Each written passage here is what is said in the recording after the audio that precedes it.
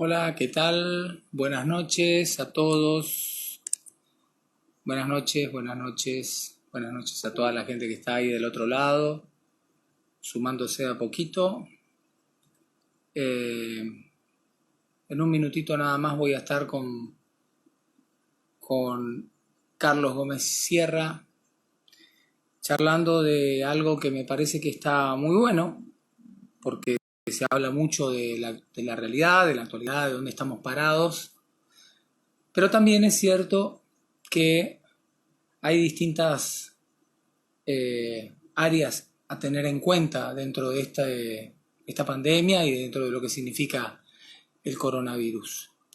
Y le pedí a Carlos, que es un tipazo extraordinario, al que le tengo un aprecio muy grande y admiración por su laburo, si podíamos charlar un poco, pero charlar un poco de pandemia, de coronavirus y de urbanismo, de mezclar todo esto casi en una coctelera y tratar de poner otra visión que no sea solamente la de la salud, que no sea solamente la de económica, que son fundamentales, piedras fundamentales, elementos fundamentales en esta etapa, pero que me parece que también hay algunos otros temas eh, fundamentales, importantes, que deben ser tratados.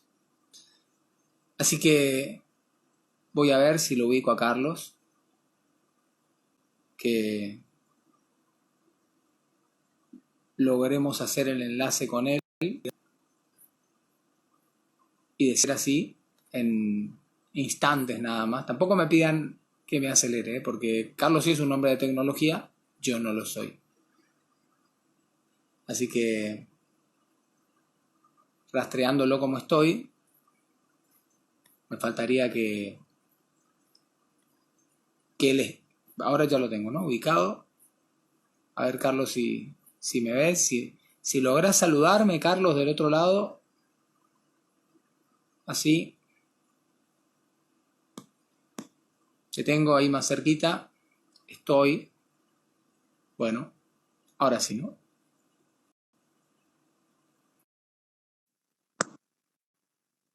Estoy esperando a Carlos, ahora sí. Hola Daniel. Y ahí está. Hola Carlos, ¿cómo te va? ¿Cómo te va? Un ¿Cómo placer estás?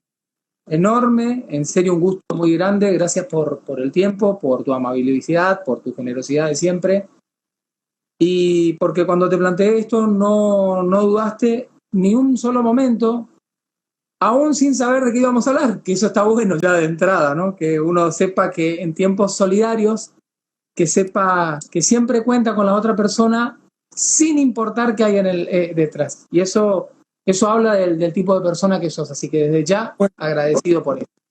te agradezco mucho y en realidad, bueno, un gusto siempre poder conversar con vos, eso es clarísimo. Y más de un tema que no es solamente de interés tuyo mío, sino en este momento es un tema de interés global. No solamente corrientes o quienes están escuchando ocasionalmente, sino que es global. Y eso nos lleva a pensar que estamos siendo testigos y protagonistas de un hecho verdaderamente histórico que nos estaba dando a nivel mundial desde hace 100 años. La última gran pandemia que hubo fue la de la fiebre española de 1918, en donde el mundo ya estaba con un proceso acelerado de mundialización, pero que ya en las últimas 3 décadas para acá estamos inmersos en eso que es la globalización, y que si entonces la pandemia de fiebre española, imagínate que eso empezó en China también, empezó en China, pero tardó un buen tiempo en llegar, por ejemplo, al resto del mundo. Ahora es cuestión de horas, alguien que esté viajando de un lugar a otro, el fenómeno de los refugiados, de los inmigrantes, hace que estemos viviendo un fenómeno global. Y en ese sentido, por supuesto, estamos hablando, como bien dijiste en la presentación, no solamente de una cuestión, siempre tiene que ver con la salud y la economía, obviamente, pero esto verificándolo y observándolo a nivel territorial. O sea, es evidente que las cosas que ocurren también es porque hay desplazamientos, hay nomadismo, hay desterritorializaciones, tanto de bienes como de personas, ideas, etcétera, que están a su vez aceleradas hoy en día por los medios masivos de comunicación, los nuevos, como estamos en este momento nosotros ahora. O sea, estamos en un mundo cada vez más unificado y eso nos lleva, esta experiencia histórica que estamos viviendo, a el hecho de repensar, creo yo, y ya un poco yendo a esta invitación que me hiciste, a hablar de dos escalas. ¿Qué pasa con estos fenómenos históricos, con los espacios en los que vivimos, pero también en las ciudades en las que vivimos? Yo empezaría por la gran escala, o sea, la ciudad, por así decirte. Sí. Y todo esto nos lleva a repensar cómo gestionamos nuestras ciudades, nuestras aglomeraciones urbanas. Es un fenómeno que viene increciendo, creo que lo hablamos la otra vez cuando me invitaste a la Luna, justamente, de que estamos atravesando, se podría decir, una época de oro de las ciudades. O sea, hoy todo pasa por las ciudades, en donde la cultura rural, si bien sigue existiendo, el atractor real son las ciudades. Hemos hablado la otra vez, Argentina es uno de los países más urbanizados del mundo. Casi el 90% de la población habitamos en ciudades. La provincia de Corrientes es una de las más urbanizadas del país. Fíjate vos que generalmente los correntinos pensamos nuestra identidad en términos rurales muchas veces, Sí. y sin embargo, más del 90% de los correntinos habitamos cascos urbanos. Sean Y grandes pensamos ciudades. además, perdóname, y pensamos además, equivocadamente, a partir de esto que decís, Carlos, que, digamos, urbanización en Corrientes es lo que falta, ¿sí? Verdaderamente, como que uno siente que venimos retrasados en un montón de aspectos, y lo que Bueno, vos estás diciendo, es cierto que venimos retrasados en muchos aspectos, pero también de algún modo tira por la borda determinados preconceptos que tenemos armados, ¿no? Estructurados mentalmente, quizás. yo creo que tiene que ver, claro, con procesos que a lo mejor quienes estamos más en el tema los comprendemos, incluso manejamos números, pero por ahí, obviamente, el común de la sociedad en su conjunto, ahí los procesos tardan un poco más, entonces justamente ese proceso de identificación tiene un tiempo más extendido. En esa ocasión, en tu programa en la Luna, yo te decía que hoy, digamos, la tendencia a nivel mundial, saludable en algún punto, es aumentar la densidad de población en las ciudades. O sea, que no sean tan dispersas, sino más concentradas, porque se optimizan servicios, recursos, etc. Claro, pero ahora estamos viendo también el lado oscuro de eso. Mayor concentración de personas señala que en estos momentos hay mayor cercanía entre las personas también. Y fíjate cómo eso desde otra perspectiva se ve de otra manera. Entonces, esto nos lleva a repensar ciertos paradigmas que hace a cómo pensamos y gestionamos nuestras ciudades. Básicamente eso. Y Carlos, antes de avanzar en esto, que me parece que es clave, y repensar las ciudades, digamos, uno viene escuchando las noticias, viene empapado por las últimas horas. Yo creo que no solamente, a ver, el presidente lo dijo, pero lo viene diciendo mucha gente. Olvídense del mundo que conocíamos en un montón de aspectos. ¿Vos coincidís con eso, que realmente hay una transformación, que viene un cambio muy fuerte a partir de esto que nos está ocurriendo desde varios puntos de vista? Yo creo que la principal transformación, me parece a mí, ¿no? Desde mi punto de vista, va a estar dado en la decisión de la conciencia de cada ser humano. Yo creo que ahí puede llegar a haber profundas transformaciones, porque esta pandemia que nos está llevando a todos a una reclusión, ¿sí? A un encerramiento, a un confinamiento, estos primeros 15 días yo creo que fueron días de aprendizaje, de cómo vivir una situación inédita. Los próximos días por delante va a ser más que de aprendizaje, de acostumbramiento. Entonces, en ese sentido, yo creo que los seres humanos, nosotros, las personas, somos quienes tenemos más posibilidades de reflexionar y meditar sobre este fenómeno, y posiblemente en lo individual salgamos transformados de este proceso. No sé si va a ser lo mismo con las instituciones. Las instituciones juegan otro rol. Generalmente las instituciones, casi cualquiera sea, buscan estabilidad en el tiempo. Por eso les cuesta más transformaciones tan veloces y tan rápidas como las que estamos viviendo ahora. Entonces yo creo que sí, en lo personal, y creo que eso es extendido, vamos a salir en algún punto mirándonos a nosotros mismos de una manera distinta. Las instituciones hay que ver. Es cierto que las instituciones lo hacemos también nosotros, pero ahí yo creo que el tema puede estar más discutido. Es mi opinión, ¿no? Y las ciudades van a tener que verdaderamente transformarse, Carlos. ¿Vos entendés que esto que viene, que nos pasó, va a producir un replanteo o un repensar aquello que parecía tan bien armado, tan bien diseñado y tan cómodo para tantos en un sistema que funcionaba de una manera? Pocos quizás pensaban que esto, que a muchos les suena a película de ciencia ficción, podía ocurrir en la vida real. Bueno, la realidad supera la ficción muchas veces, ¿no? Es como se dice, y ahora lo estamos comprobando. Los cambios en las ciudades nunca son veloces, nunca son veloces. Seguramente después de esto entraremos quienes estamos en el tema y quienes se sumen desde otros puntos de vista, porque así se gestiona y se piensa la ciudad de manera transdisciplinaria también. Tenemos el desafío de plantear justamente qué aprendizaje sacamos de esto y qué es aquello que hay que pensar de ahí en adelante. Los cambios nunca van a ser inmediatos, pero yo creo que ya podemos comenzar a sacar en limpio algunas cuestiones. Se habla mucho de ciudades inteligentes, por ejemplo, es como un paradigma que se está instalando a escala global. En algunos lados más, en otros lados menos, obviamente.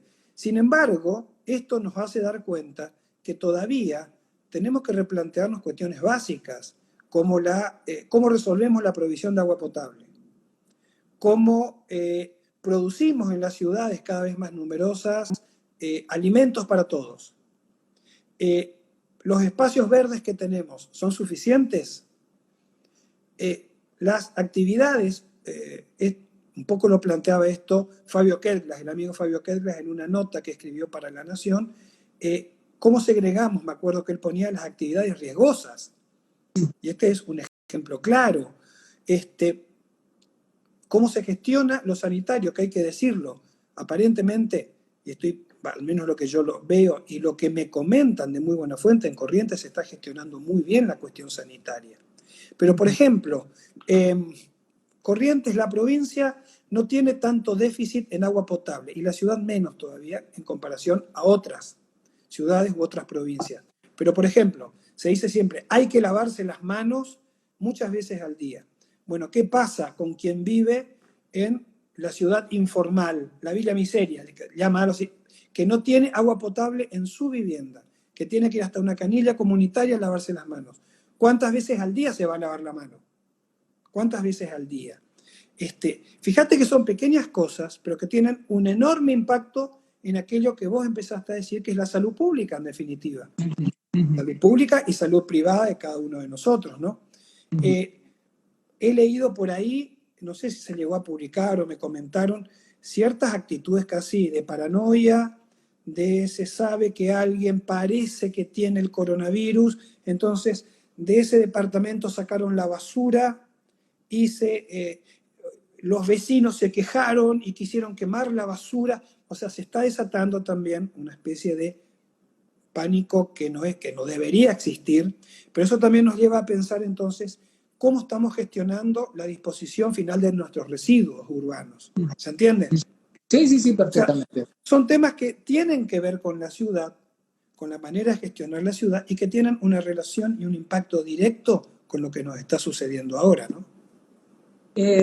Hablabas recién de esto de los residuos, ya nos vamos a ocupar un rato, un poquito más adelante de eso, pero me quedé con la imagen de la persona, del vecino, de la vecina de un edificio de departamentos sacando la basura y tratando, si se quiere por estas horas, corregime si estoy equivocado, desde el lugar tuyo, de ustedes, tratando de respirar, porque jamás hubiese pensado que el lugar en el que habitaba, comprado, alquilado, que le parecía tan cómodo y tan funcional, tan pequeño, vos me lo decías hoy, cuando estábamos preparando esto, digo, de golpe se encontró realmente, como la gráfica que pusimos hoy, ¿no? Esto de en una caja de zapatos, encerrado entre cuatro paredes. En un confinamiento, sí. Sí.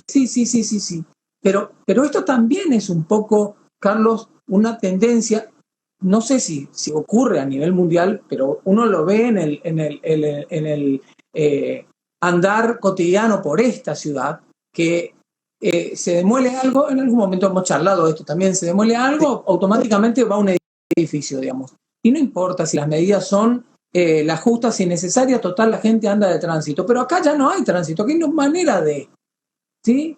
Y desnuda un poco eso, ¿no? Bueno, a ver, el hecho de que se levante un edificio, como vos decís, en nuestra ciudad, que cada vez hay más, por un lado, es una necesidad, sí, es una necesidad el hecho de contar con vivienda propia en diversas escalas sociales, desde la vivienda social hasta a lo mejor la casa, que cada vez hay menos, y la gente tiende a vivir más en departamentos, por una simplificación de la vida que cada vez nos exige más tiempo de trabajo, más tiempo de estar afuera. Pero claro, el confinamiento de repente te vuelca a otra realidad.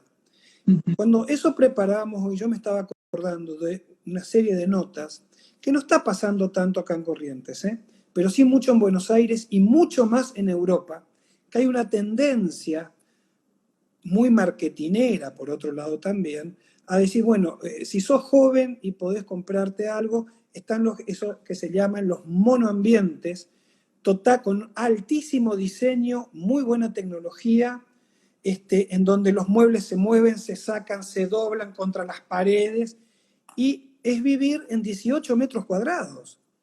¿Por qué ese concepto? Porque se dice, bueno, ahí vos te vas a dormir, a sentarte con la computadora, a juntarte con uno o dos amigos, y si sos joven, tu vida después transcurre en el trabajo, en la calle, en el boliche o en un after hour. Bueno, ahora no hay ni boliche, ni after hour, ni juntada con amigos. O sea, de repente te ves constreñido, casi en una cárcel, en 18 metros cuadrados. Entonces, pero es una cuestión extrema. Pero hay que sacar ahí un aprendizaje. Eso está muy pensado en realidad también desde el interés inmobiliario. O sea, no hay una relación recíproca entre más metros cuadrados y hago menos, vale mucho menos, vale un poco menos. Entonces, claro, hay un interés inmobiliario en donde la plusvalía que vos sacás en esa operación es mucho más grande haciendo 30 monoambientes que 10 departamentos, ¿se entiende? Sí, Bueno, sí, perfecto.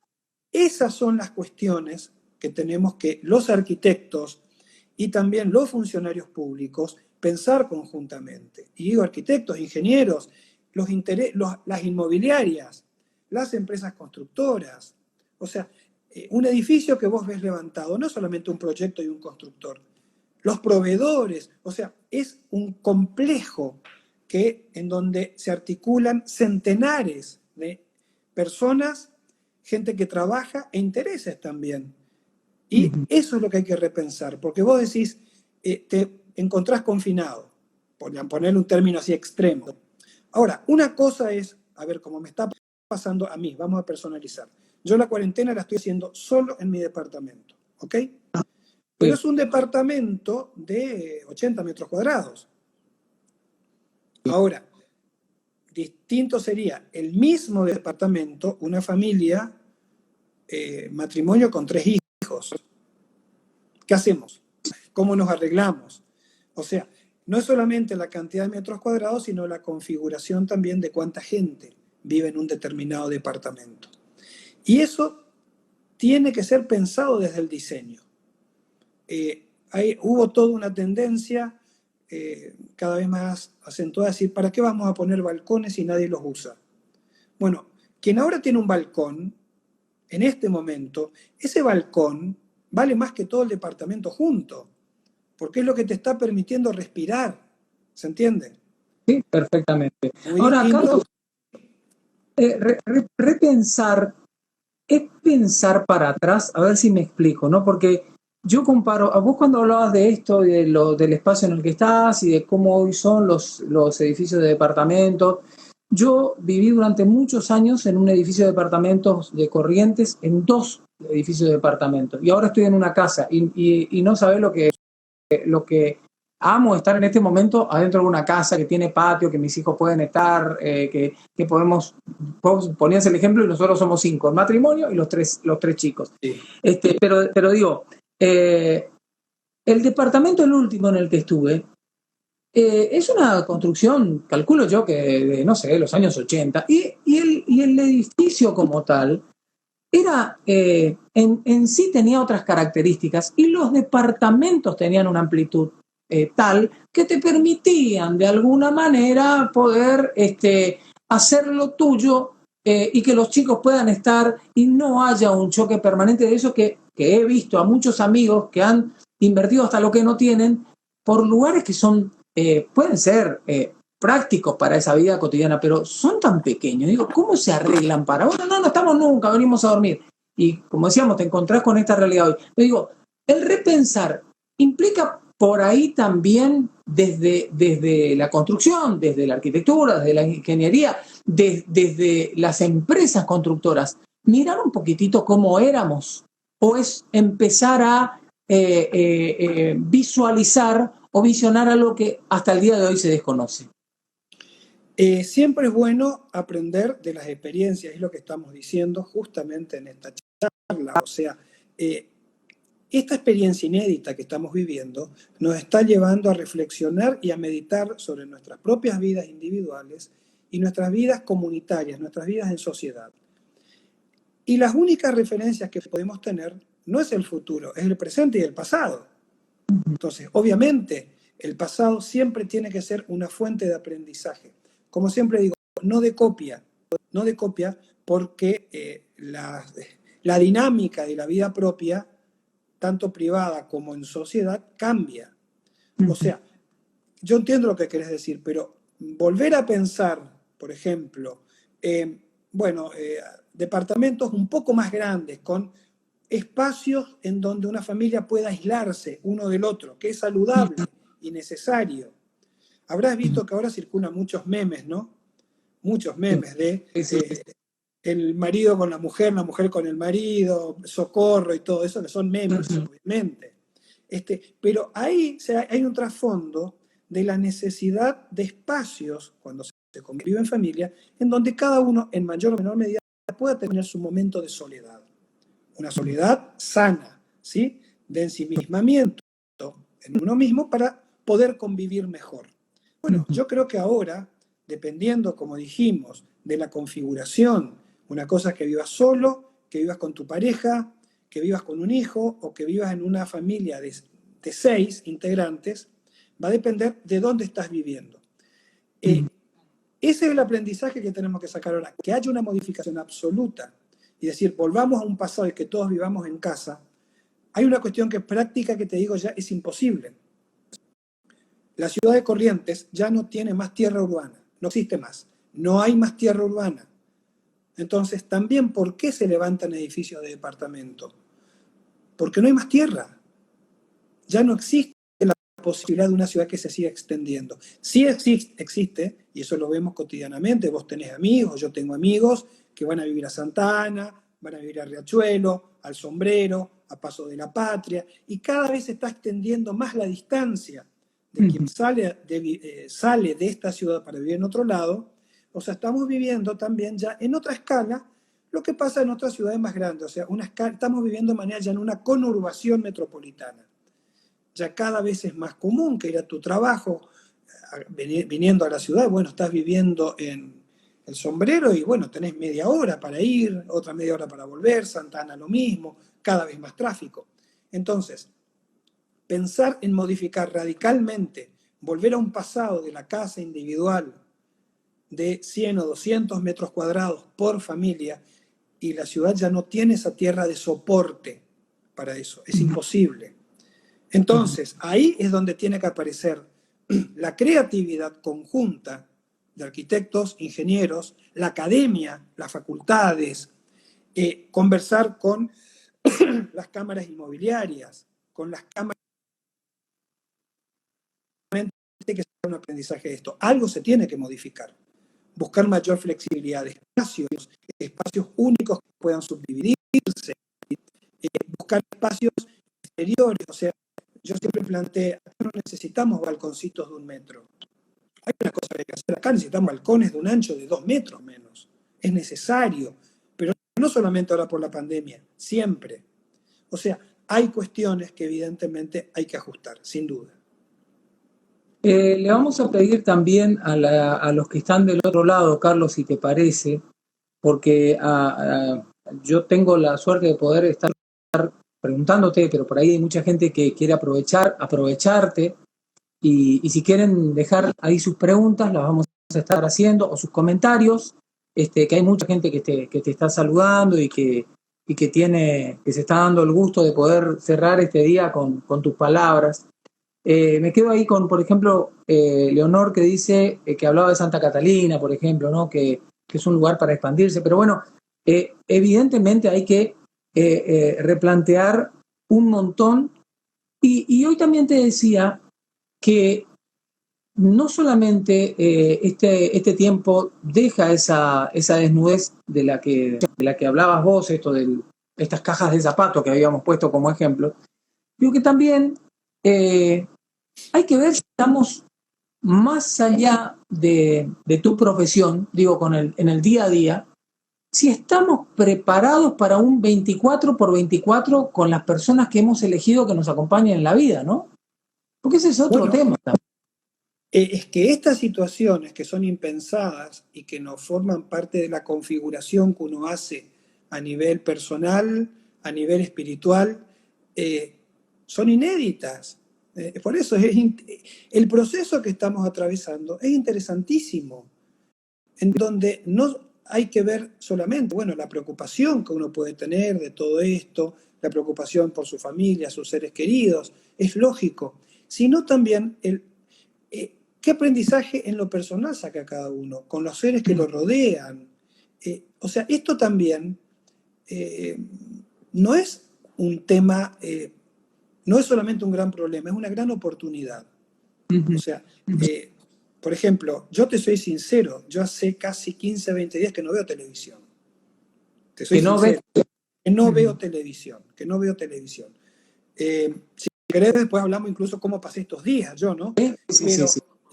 Pero lo poco que he visto que me envían, yo veo que por ahí muchos medios, algo que es una noticia, lo transforman en un dicen que dicen que dicen que dicen, durante 24 horas, generando miedo, generando pánico, y hay que apartarse un poco de eso y entender esto también como una posibilidad de vida personal si uno tiene, obviamente, si atraviesa una situación medianamente normal y lógica, y si no está con grandes preocupaciones, ¿se entiende? Y en ese sentido, obviamente, es un replanteo de nosotros mismos. Es un replanteo. Tengo amigos, ¿no? Y amigas que me dicen, mirá, esto casi es un retiro espiritual en algún punto también. Más allá de lo religioso. O sea, es un ensimismamiento en uno, si está solo o con quienes lo rodean, y es una oportunidad también. A ver, yo los primeros días de cuarentena lo pasé con mi hija, que mi hija está estudiando en Buenos Aires, y pudo venir a Corrientes 24 horas antes que no haya más vuelos. ¿Sí? Vino directamente y se quedó conmigo 10 días, poco menos. Y yo hacía mucho tiempo que no convivía tanto tiempo con mi hija. Para mí fue un regalo de la vida eso. Fue un regalo de la vida. Y nos llevamos muy bien y nos organizamos, y yo me di cuenta de la importancia, si uno convive con otras personas, su familia, por ejemplo, esto tiene que llevar a tener también un orden distinto. ¿En qué ocupamos el día? ¿Cuándo trabajamos? ¿Cuándo nos sentamos a conversar? ¿Quién lava las cosas? ¿Quién limpia hoy? ¿Quién limpia mañana? O sea, de repente todo eso se puede transformar en un momento sumamente importante, y yo repito, de un enorme aprendizaje en lo personal y en lo colectivo. Se lo escuché a alguien cuando dijiste orden, se lo escuché a alguien hace unos días y no me pareció errado el concepto de que con esto que nos está pasando, entre otras tantas cosas, se terminó el orden y la estructura tal cual la conocíamos también, ¿no? Porque uno estaba estructurado y no sabe cómo acomodarse, ¿no? Esto es barajar y dar de nuevo. Y eso, repito, es una oportunidad. no hay que verlo como se me desorganizó la vida. Claro que se nos desorganizó, pero también es una oportunidad para replantearnos y para encontrar nuevos espacios que no sabíamos que existían. Y cuando digo espacio, es espacio interior, espacio de convivencia, pero también el espacio donde uno vive. ¿Cómo ocupamos? Es un momento para pensar cómo ocupamos nuestras casas. Justamente, cómo ocupamos este departamento. ¿Qué carencias tengo? ¿Qué me falta? ¿Qué tengo? ¿Cómo puedo reinventar mi espacio creativamente en función de un confinamiento forzoso? A ver, hay algunas preguntas por ahí, comentarios. Julieta, por ejemplo, que dice buenas noches, pregunta, ¿le parece que a partir de esta pandemia el ser humano va a valorar más el encuentro con el otro de forma personal y no por medio de una pantalla? Más allá del avance tecnológico que hay hoy en día. Yo creo que sin duda. Ahora, acá lo que dice Julieta también nos hace pensar en algo. Hasta la pandemia había toda una corriente de pensamiento que decía que todo el mundo de lo virtual, como esto que estamos teniendo ahora, nos deshumanizaba. Bueno, fíjate ahora lo que le debemos a Internet, a las redes sociales, al Instagram, al Zoom, al WhatsApp, estar conectados con nuestros seres queridos, con nuestras familias. ¿Qué hubiera sido si no teníamos esto? Nos hubiéramos acostumbrado, sin duda, pero lo tenemos. Entonces, de repente, eso que creíamos que era una deshumanización, nos está humanizando profundamente. Y yo creo que es una herramienta, lo que tenemos ahora, que tenemos que valorar a un nivel extraordinario, pero obviamente también nos lleva, como decía Julieta, claro que extrañamos a nuestros padres, a nuestros hijos, a nuestros amigos. Es un momento particular y que añoramos encontrarnos de vuelta, ¿sí o no? Añoramos. Entonces, estamos construyendo también un capital de afecto muy importante. Yo creo que va a ser extraordinario cuando pase todo esto, que va a durar un tiempo, los encuentros que vamos a tener con nuestros amigos, con nuestras familias. Pero ese encuentro se está potenciando a partir de esto que tenemos ahora, Daniel, de poder estar comunicándonos. Y yo creo que es maravilloso.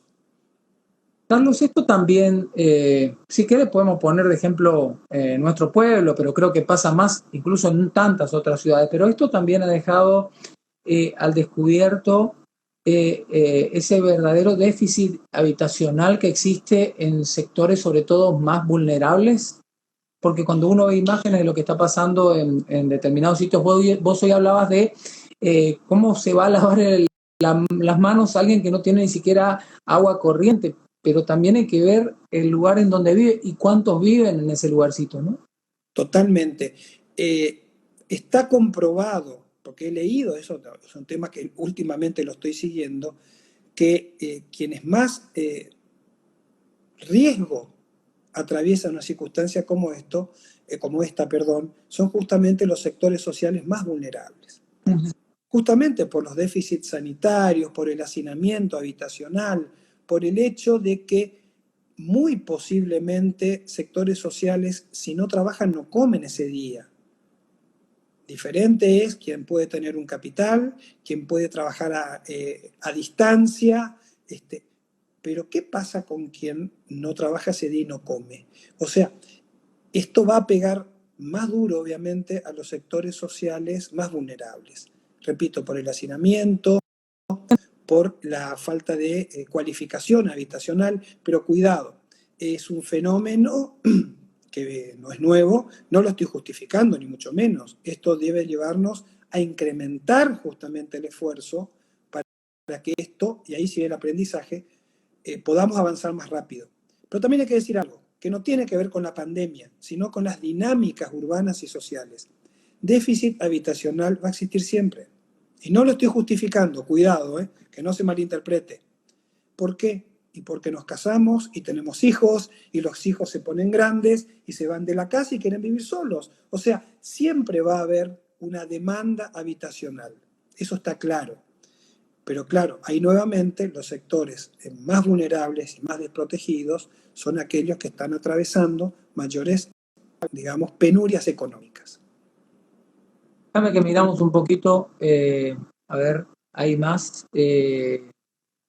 A mí lo que me interesa es la forma en la que sacudió las bases identitarias de los discursos capitalistas de su mensaje, cómo se tendrán que repensar las actividades profesionales referidas al rubro de la arquitectura, ingeniería, etcétera. Es casi una pregunta que también deja Iván, me parece, ¿no? Que tiene Es mucho que, que ver con... es que el etcétera nos incluye a todos. Hagas lo que hagas. O sea, aquí nadie sale indemne de esta experiencia. Todas las profesiones, todas las actividades vamos a tener que replantearnos. Claro está que también es iluso pensar que esto termina y el mundo se modifica radicalmente. No ocurre eso, pero sí vamos a poder observar sin lugar a duda cambios desde lo personal que impacten en lo comunitario y en lo colectivo. Y yo creo que ahí está el verdadero poder. Decir, a mí me parece, algunos estarán de acuerdo, otros no, que esto va a poner en crisis la base capitalista del mundo, no. No va a ocurrir eso, pero sí van a haber replanteos. Eso no tengo ninguna duda. No soy un experto en el tema, pero es evidente que eso va a tener que ocurrir por cómo te ocurre a vos o me ocurre a mí. Hagamos la actividad que hagamos. A ver, vamos un poquito más, si te parece, Carlos. Sí. Seguimos avanzando. Hay mucha gente que se enganchó y que está ahí queriendo dejar sus comentarios, ¿no? Okay. La pandemia influye de manera directa en la profesión, va a cambiar la visión del arquitecto. Bueno, esto que hablábamos recién, que decías vos, Sí. que va a pasarnos a todos. ¿Cómo se da esa dualidad entre la valoración que puede darse al encuentro de forma física y el gran desarrollo de herramientas virtuales que puedan empezar a darse luego de esta situación? Bueno, el mundo de lo informacional, que es esto, nadie sabe qué va a pasar de acá 5 años, 3 años, 2 años, porque es el sector posiblemente tecnológico que más evolucione. O sea, es hacer futurología.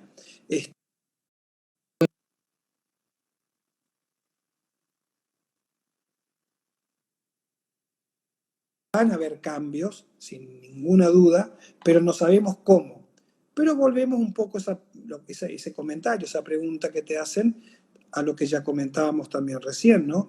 O sea, el hecho de que estamos comenzando a revalorizar lo que antes era cotidiano y ahora no lo es. Creo que ese es uno de los puntos principales que yo lo llamo eso nuestro capital afectivo, ¿sí? Eso yo creo que es uno de los puntos más cruciales que vamos a sacar como conclusiones, ¿sí? Después de esta experiencia inédita. Tú sabes que hoy pensaba, hoy veía esas imágenes que las habrás visto muy de seguido vos también, que empiezan también a viralizarse, ¿no? Cómo los animales empiezan a habitar las ciudades.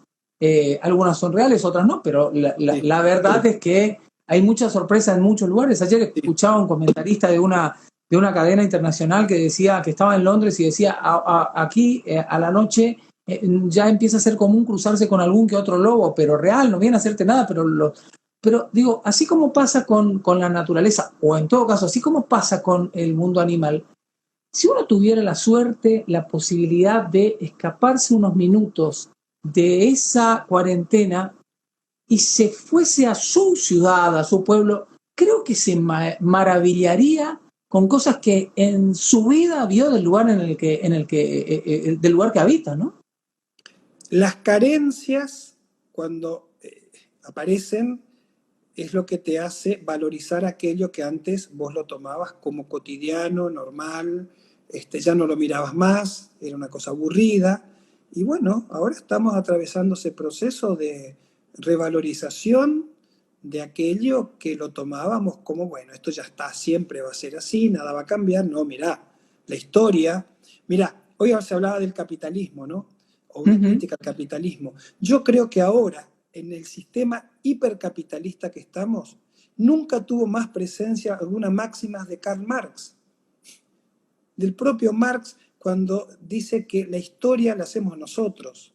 O sea, nosotros con nuestras acciones personales, modificamos el mundo. Y eso lo decía Marx hace 150 años. Y yo creo que, te repito, parece paradójico, ¿no? Que en el mundo Sí. hipercapitalista Marx aparece como una figura descomunal. Yo no comparto, te aclaro, la teoría económica de Marx, pero el Marx sociólogo y el Marx historiador está teniendo una vigencia porque nos está diciendo, fíjate, cómo, primero, la historia, hay ciertas historias que se repiten, primero, Ujú.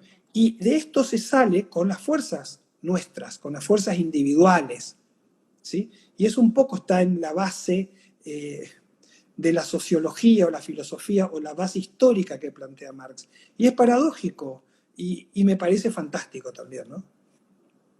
Avanzo, Carlos, porque hay mucha gente ahí. Un saludo que me encantó ahí, dice, maravillado desde Costa Rica, decía el mensaje, que también están escuchándote, como te estamos escuchando todos. Este, bueno, hay mucho, sin lugar a dudas. ¿Sabes qué? Yo te cruzo a vos por la calle y te veo que siempre estás laburando y siempre estás con tu notebook y auriculares puestos. Y sé que te apasiona mucho lo que uno podrán decir, pero eso sí, sí, es la buena música.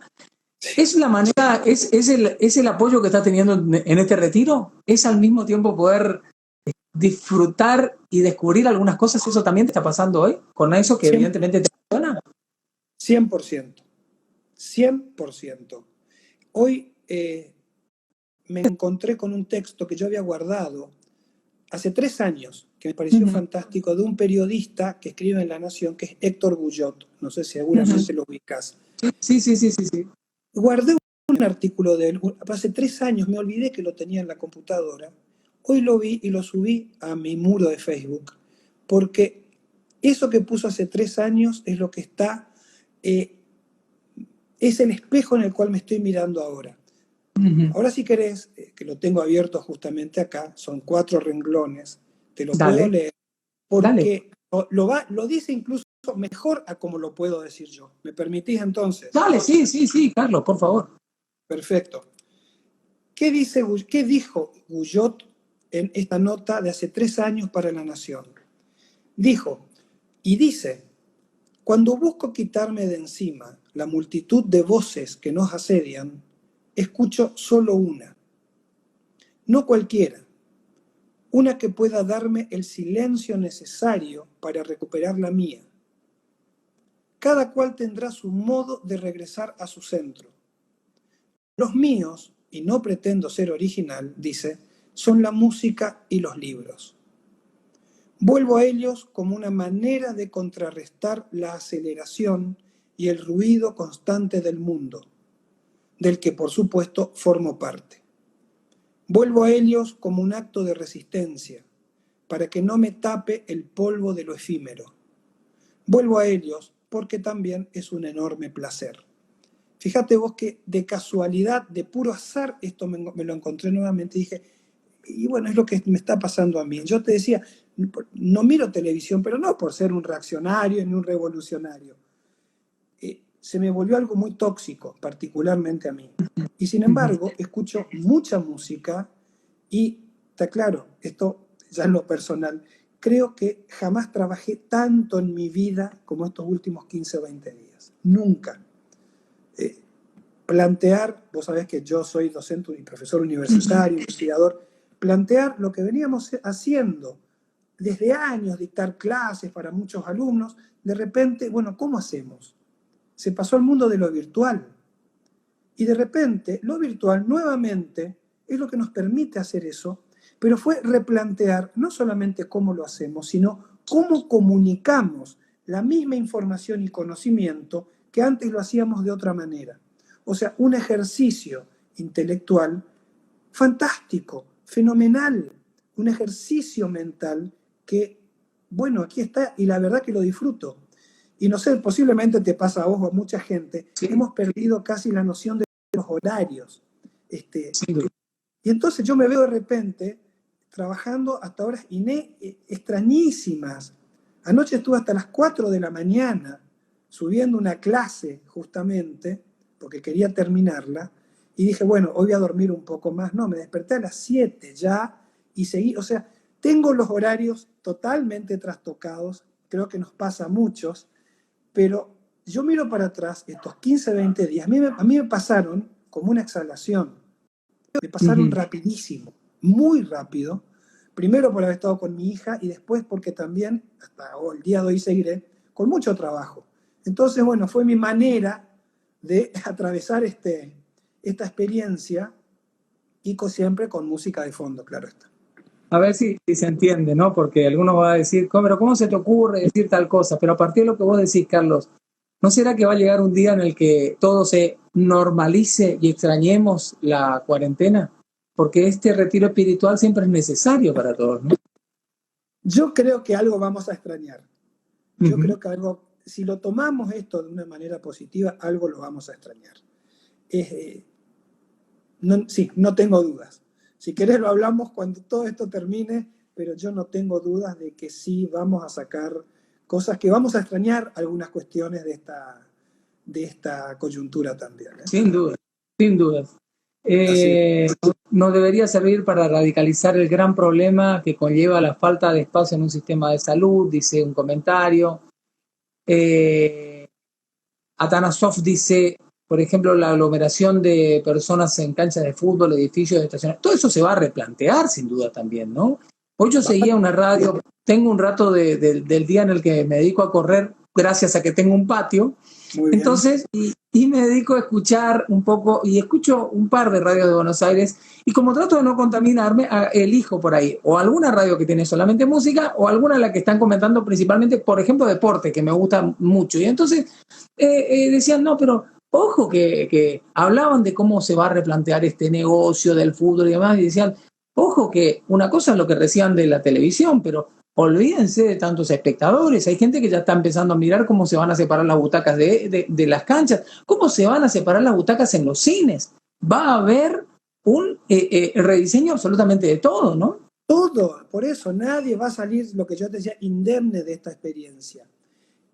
Pero no solamente por una cuestión fáctica de lo que vos decís va a ser así, sino yo creo que ahí aparece una dimensión también que hay que tener mucho cuidado, no en lo que vos decís, sino estoy pensando un poco más allá, y es, no tenemos que alimentar el miedo al otro tampoco. Sí, o sea, está el claro. que se sienta al lado, está enfermo, o sea, empezar a mirar al que está alrededor como potencialmente tener cuidado, eso es algo que no tiene que ocurrir, va a ocurrir algunas veces, sin duda, en algún momento a alguien, pero ese es un desafío social que tenemos por delante. Porque si por un lado queremos recuperar el capital afectivo, eso tiene que incluir también al que no conocemos.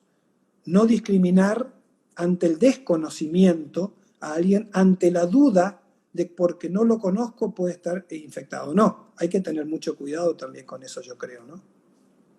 Yo por ahí ponía en duda, en el buen sentido de la palabra, estos días de solidaridad de aquellos que no les nace naturalmente, porque digo, una cosa es ser solidario del comentario hacia afuera, una cosa es decir, vamos todos juntos, quédate en casa, yo te ayudo, y otra cosa es que cuando salís a hacer las compras, no sé si Carlos que está al lado mío no tiene algo, y Carlos pensando lo mismo de mí, y si le pasa algo, yo no lo estoy por ayudar, porque dejarlo a ver si lo toco y termino yo contagiándome de alguna peste.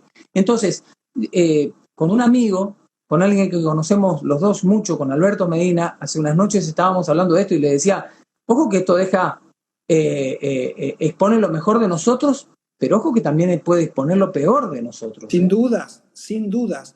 Insisto, es al menos para nuestra generación, no es para nuestro tiempo histórico, es inédito, porque esto no está pasando en Corrientes, está pasando en cada ciudad y en cada pueblo del mundo, ¿se entiende? Sí, sí. Es inédito, es todo el mundo que está atravesando esto, entonces en ese sentido es obvio que ese riesgo va a estar presente. Acá lo que se abre por delante puede ser ver lo más extraordinario de la naturaleza humana, como también, posiblemente, esperemos que así no sea, los aspectos más ruines también. Y en ese sentido, volvemos a lo que se llamó al principio, la construcción de una mirada distinta del mundo y de nuestras propias acciones va a depender de nuestra propia conciencia, más que de las instituciones. Anabel dice, en estos días de cuarentena me siento como la pintura al grito. Puede asociarlo con otras épocas históricas, esto de la desesperación, pero en este caso el encierro, no estando acostumbrados a esto. Bueno, lo que veníamos hablando, ¿no? Y lo que venís manifestando, Carlos, ¿no? Bueno, yo ahí diría lo siguiente, me lo planteé a mí mismo, no es para contestar a quien te dice eso, sino me lo planteé a mí mismo, haciendo justamente un pensamiento en retrospectiva, histórico. ¿Cuánto tiempo estuvo Ana Frank encerrada en un armario para no morir? ¿Cuánto tiempo estuvieron ciudadanos londinenses encerrados bajo tierra en las estaciones de subterráneo para no morir por las bombas? ¿Cuánta gente pasó experiencias espantosas en encierros, confinamientos, bajo tortura? Entonces, en realidad, si lo vemos así, esto que estamos atravesando, uno tiene que relativizarlo también, ¿no? O sea, ponerlo en perspectiva histórica y darse cuenta que, bueno, obviamente, más de uno tiene todo el derecho del mundo a decir, para mí es una experiencia horrible y espantosa. Y tiene todo el derecho porque justamente afloran otras cuestiones que a lo mejor no estaban tan presentes en este confinamiento. Y bueno, cada uno hace su propia experiencia. Pero creo que ahí justamente vale lo que te acabo de decir. Bueno, es un confinamiento, ¿será cuánto? ¿15 días? ¿20 días? ¿Un mes? Y no es tan complicado, o sea, si lo comparamos con hechos históricos que fueron verdaderamente espantosos, ¿no? Gala por un lado y Flor, Gala que plantea que en la arquitectura se puede empezar a pensar, espacios verdes en los departamentos, y Flor que dice en pandemias anteriores hubo un éxodo hacia el campo, escapando de la enfermedad. En este caso puede resultar beneficioso un éxodo, el éxodo, mira vos, ¿no? Contamos con ese espacio. El tema es el éxodo hacia dónde y hacia qué.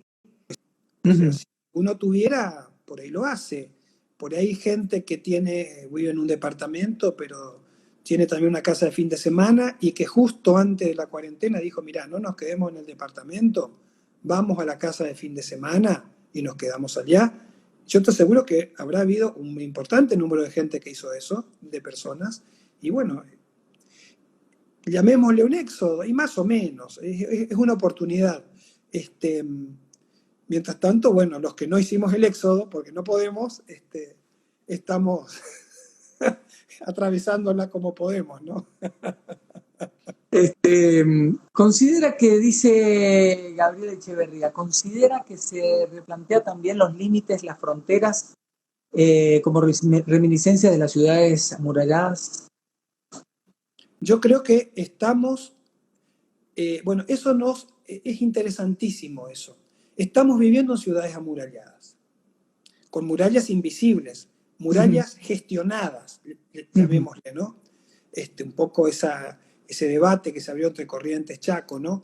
Sí. Estamos en ciudades amuralladas en este momento.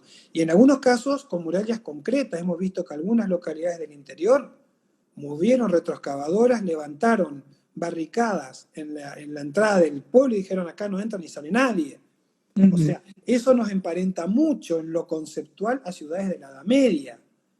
Y bueno, y hablemos de pandemia, la peste negra del siglo XIV también, o sea, es lo que decíamos, la historia nos enseña y nos demuestra cosas también. Entonces, esa idea de ciudades amuralladas es muy cierta, es una imagen que la festejo mucho a quien la dijo, porque es muy, muy veraz. Solo que no tenemos murallas reales, sino murallas virtuales. Ahora, hay ciudades amuralladas. ¿No te parece que también hay, o en todo caso, había hasta este tiempo personas amuralladas que cada uno de nosotros ponía su límite y hasta dónde podés ingresar, incluso dentro de las cuatro paredes con la gente con la que convivía, y hoy no te queda más remedio que empezar a tirar al diablo el muro, por lo menos con los que están alrededor tuyo? Ese es el desafío personal, o sea, está en la decisión de uno hacerlo o no. Mira, yo me acuerdo hace un tiempo haber visto un excelente documental con imágenes inéditas de lo que fue en su momento el ataque a las Torres Gemelas de Nueva York. Desde la visión de vecinos de la zona, ¿sí? Que vieron desde sus propios departamentos lo que estaba ocurriendo. Y me acuerdo que, por supuesto, en ese momento también pedían que la gente no salga a la calle, que se queden en sus casas por mucho menos tiempo, pero era un confinamiento. Y me acuerdo que creo que era un hombre que fue que filmó desde su propio departamento todo eso, que convivía con su novia, su esposa, no me acuerdo ahora. Después del derrumbe de las Torres Gemelas, a los 4 meses esa pareja se separa. Porque ambos se dieron cuenta que fue una experiencia tan traumática, una experiencia tan transformadora para ellos, que ese fue el camino que optaron seguir. Pero yo también creo que va a haber el sentido contrario. Van a haber posiblemente familias o parejas que estaban en un momento de desencuentro y que esto los lleva a profundizar más los lazos que creían perdidos. Estamos entrando en el universo de lo íntimo, del confinamiento en los espacios domésticos, que es donde se cocina la vida, en definitiva, de cada uno de nosotros. Entonces puede pasar cualquiera de los dos extremos. O también familias o individuos que, bueno, que no les modifica y todo sigue igual. Estamos en un proceso. Yo creo que va a ser interesante tiempo después, no cuando se levante la cuarentena, un buen tiempo después, empezar a ver qué aflora de todo esto y qué surge, qué circunstancias y qué aprendizajes individuales y colectivos surgieron. Dice un mensaje: soy estudiante de arquitectura, cree que después de esto, independientemente de la tecnología, las escuelas deban dar un giro en la enseñanza de la arquitectura. Sí, yo moderaría el tema de un giro, un giro de cuántos grados. 180 grados seguro que no, porque como decíamos, toda institución no se modifica tan rápido. Pero pequeños giros seguro que van a haber. Además, tienen que haber en la formación del arquitecto esta experiencia, y lo digo como profesor de la Facultad de Arquitectura, tiene que haber una experiencia, sacar experiencia de esto, y tiene que haber, sin lugar a dudas, modificaciones mayores, menores en algunos casos, respecto a la forma de no solo enseñar la arquitectura, sino pensar la arquitectura. Primero hay que pensarla para poder enseñarla. O como yo le digo a mis alumnos, la arquitectura no son 4 paredes y un techo. La arquitectura primero es una idea del espacio que se concretiza con paredes y techo, pero primero está la idea. Entonces, lo que dice ese estudiante, estoy 100% de acuerdo con él, tenemos un desafío y una responsabilidad muy importante, al menos en la Facultad de Arquitectura, profesor que soy ahí, en repensar esta situación, como aprendizaje al futuro. Carlos, en la intimidad, ¿qué descubriste en todos estos días de vos? Sí, descubrí que el hecho de vivir solo, porque yo vivo solo, no me afecta. Es más, encontré enormes espacios de tranquilidad en esto. Me empecé a comunicar con gente, a conectar con gente que no conocía. Recuperé amistades. Aprendí a extrañar más a mi familia. La necesidad de estar con mis amigos que ahora no se puede. Que puedo trabajar más de lo que yo creía. En realidad, muchas cosas. Y también que puedo prescindir de muchas otras. Eso es lo importante. Puedo prescindir de muchas otras que yo creía que eran capitales en mi vida y absolutamente no lo son. Me detengo un poquitito en el trabajo. Trabajas muchas más horas, decís, pero hay como un sabor distinto, hay como un placer diferente a lo de cotidiano, porque vos sos un apasionado de lo que haces. Pero digo, esto de que uno pierda noción de tiempo y espacio. Sí, me pasa. Tiene que ser por algo bueno, ¿no? Desde que me pasa esto, mira, hoy me envían nuevamente, porque ahora es la cultura de los memes, me envían un meme que se la envié a una amiga, ¿sí? ¿Por qué? Porque yo veo que ella es así, y en el meme decía, hay alguien que como yo desayuna a las 12 del mediodía, merienda a las 8 de la noche y está cenando a las 4 de la mañana. O sea, a mucha gente le está transformando los horarios el encierro, porque evidentemente hemos perdido en este tiempo nuestras referencias cotidianas que estaban en la calle, en el otro lugar de trabajo, en la mesa de café. Pero esto que nos pasa, vos sabés que le decía a un amigo, decir que al presidente no se le ocurrió mandarnos cuarentena de tecnología, ¿no? Porque ahí vamos a tener un problema todavía más grave, digamos. Hay gente que dice, si llegan a decir, se ponen los de acuerdo, los líderes del mundo, y dicen, muchachos, no se ocupa durante 15 días, ¿qué hacemos con todo esto, no? Esto tan lindo que pasa de poder encontrarnos. Es que esa es lo que hablábamos hoy, ¿sí? Repito eso que había leído, ¿no? Y que yo lo venía pensando.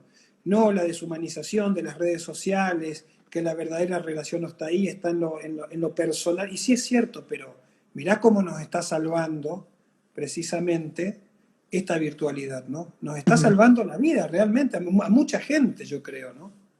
Uh-huh. Van a cambiar las ciudades, definitivamente, desde tu punto de vista, o la forma en que hay que pensar las ciudades de aquí en adelante. No sé si van a cambiar radicalmente porque es imposible. Yo creo que no va a haber un cambio en la física de las ciudades.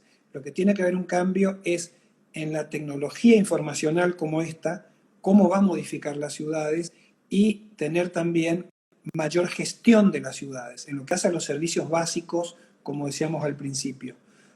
Corrientes no va a cambiar físicamente, París no va a cambiar físicamente. Lo que va a cambiar es la red que sostiene estas ciudades, cualquier ciudad del mundo, que son sus habitantes, las tecnologías de la información y la manera de gestionar las ciudades y las instituciones. Ahí yo creo que hay que poner el foco. Carlos, te voy a ir liberando porque viste que uno no se da cuenta, esto es lo lindo. Vos sabés que yo me doy cuenta de esto que pasa dentro de mi casa, que pasa cuando tomo contacto con alguien, que pasa con el grupo de amigos con el que nos juntamos un par de veces por semana a través de Zoom o de estas distintas alternativas que hoy se nos presentan, y realmente ahí también perdés noción del tiempo y espacio. Noción del tiempo. Sí. Sí. Y pensaba... Daniel, y más en un proceso de confinamiento que estamos teniendo. Claro. Donde justamente el día y la noche un poco se confunden, y que hay que tener mucho orden personal para que eso no ocurra. Pero es así, sin lugar a dudas. Es lo que me pasó anoche. Estuve hasta las 4 de la mañana. A mí eso no me pasaba desde mi época de estudiante, te diría, y de eso ya es la prehistoria, ¿viste? Y sin embargo me pasa, y todas las noches no me estoy acostando antes de las 2:30, 3 a veces, y sin embargo lamentablemente me sigo despertando muy temprano porque ya es el hábito que uno tiene, ¿no? Pero hay unas distorsiones del tiempo en función de este confinamiento. Yo digo confinamiento no en un sentido tampoco negativo, sino real. Estamos confinados. Y nos modifica todo. Perdemos nuestras referencias, como decíamos hoy, ¿no? Bueno, te dejo una última, porque agradeciéndole primero a toda la gente que estuvo del otro lado y a vos particularmente, pero muchas gracias a la gente realmente que participó, es fantástico realmente, Daniel. Te felicito porque te siguen a vos, por tu programa, por lo que haces realmente. Esa es la gente que está ahí, ¿viste? Y hay mucha gente que quiere sacar su duda con el profe, eso está buenísimo. Quiere decir que hay muchísima gente que dice, quería hacer una pregunta y no pude. Bueno, quizás esta sea la noche. Y por ahí, en una de esas, podemos volver a hacerlo. Te dejo una última pregunta y quiero saber cuál es tu respuesta. Cuando abras la puerta, ¿qué es lo primero que vas a hacer? Ir a tomar un café. Que vos sabés que nos gusta mucho eso, ¿no? Sí. Y recuperar cuestiones familiares importantes, como el almuerzo de los sábados en casa de mis padres, de buscarlos los domingos para ir al shopping a comer, que vayan al supermercado. Esas pequeñas cosas son las que yo creo que más quiero recuperar. Ir a tomar una cerveza con un amigo, que siempre hacemos los días jueves. Yo creo que eso es lo primero que quiero recuperar. Hay otras cosas que, te soy sincero, volver a ciertos lugares, con ciertos horarios. Eso te iba a decir, eso era lo que venía detrás, ¿no? Decirte, claro. Y hay algo que ya decidí, no, ya está, esto ya no va más. Claro, exactamente, es así, es así. Carlos, placer enorme. En serio, gracias por el tiempo, por la hora, porque... ¿Qué hora, Daniel? No hay hora. No tengo idea, eso sí, tienes razón. Y está bueno que así sea. Y está bueno que se pueda charlar, que eso vale oro. Y por ahí nos... Porque una cosa que tenemos vos y yo, pero la gente que se conecta y tiene la posibilidad, bueno, es esa la posibilidad que nos da la tecnología, que creo que tenemos que valorarla bajo estas circunstancias justamente, ¿no? Carlos, de nuevo, abrazo gigante, codazo, como decimos nosotros, codazo, que últimamente nos andamos... Codazo, exactamente. Dale, es medianoche, no se aclaran ahí. Gracias por todo. Gracias, un gustazo. Muchas gracias. Hasta la próxima. Gracias. Gracias por todo. Y a la gente.